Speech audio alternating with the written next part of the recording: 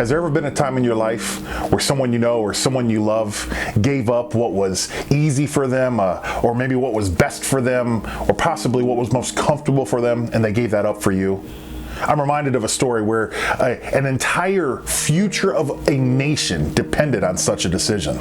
See, this decision is selfishness and what's best for me, or selflessness and what's best for you. See, the children of Israel, they had been wandering through the desert now for 40 years. They were just on the cusp of entering into the promised land.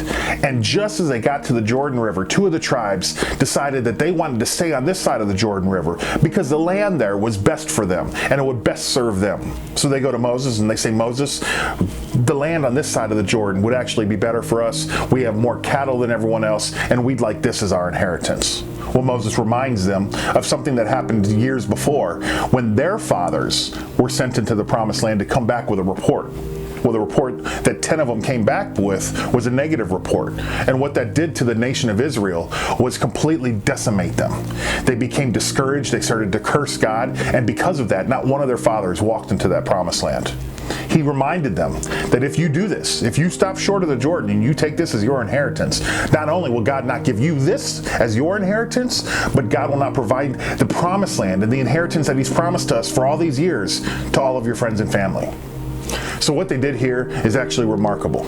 In Numbers chapter 32, verses 16 through 18, they flip the script and they say, okay, well, if you let us have this as our inheritance, we'll build a fortified city so that our women and our children are safe and protected. And then every man of fighting age will go across the Jordan River with you. We'll go into the promised land. We'll take the promised land. And then we won't come home until every other person receives their inheritance first.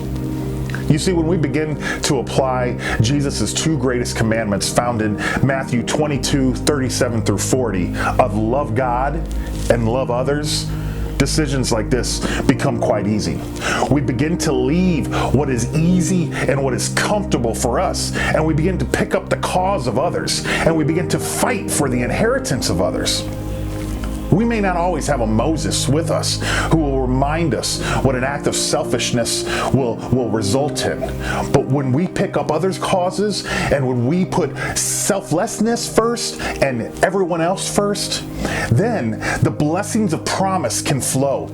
And only then can all of God's people receive their inheritance from the land that has been promised to us years before.